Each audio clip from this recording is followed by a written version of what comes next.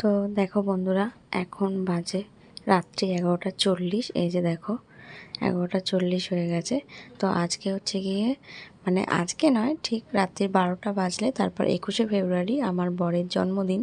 আর এদিকে দেখো আমার বর কিন্তু ঘুমাচ্ছে। আমি লাইট নিভিয়ে ফোনের টর্চ জেলে আমি এরকম ভিডিও করছি যাতে ও বুঝতে না পারে। তারপর দেখো সন্ধ্যেবেলাতে আমি আর আমার ননদ মিলে চলে গেছিলাম ম্যাডামিতে। সেখান থেকে আমি ওর জন্য কেক নিয়ে এসেছি। ও কিন্তু জানতো না এটা হচ্ছে গিয়ে সারপ্রাইজ।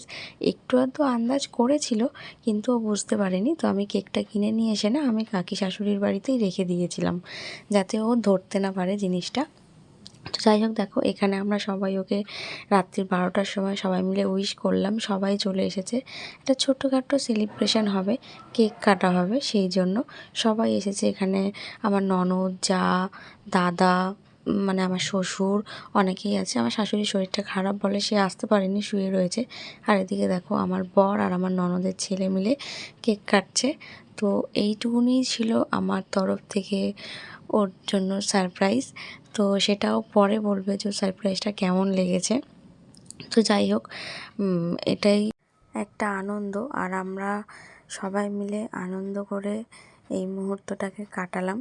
তো আজকে আমার বর পুরো সারপ্রাইজ, মানে ও সত্যিই ভাবতে পারেনি যে আমি ওকে এরকম একটা সারপ্রাইজ দেব। তো যাই হোক, এখন চলো ওর মুখেই শুনে নাও। তো তোমার সারপ্রাইজটা কেমন লাগলো বলো? খুব সুন্দর লেগেছে। তুমি কি ভাবতে পেরেছো? আমি তো অবাক। তো আমাদের এখন ছোটোখাটো সেলিব্রেশন হয়ে গেল।